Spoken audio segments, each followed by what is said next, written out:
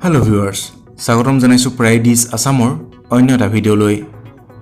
Lovlina Borgohain Tokyo' অলিম্পিকত ব্ৰঞ্জৰ পদক লাভ কৰি অসমলৈ গৌৰৱ কঢ়িয়াই অনা লাভলিনা বৰগোহাঁইৰ আপুনি কেতিয়াও কাহিনীও নেদেখা কেইখনমান বিশেষ আলোকচিত্ৰ আগবঢ়ালো এই ভিডিঅ'টোৰ জৰিয়তে। আশা কৰিছো ভিডিঅ'টো চাই আপুনি ভাল পাব।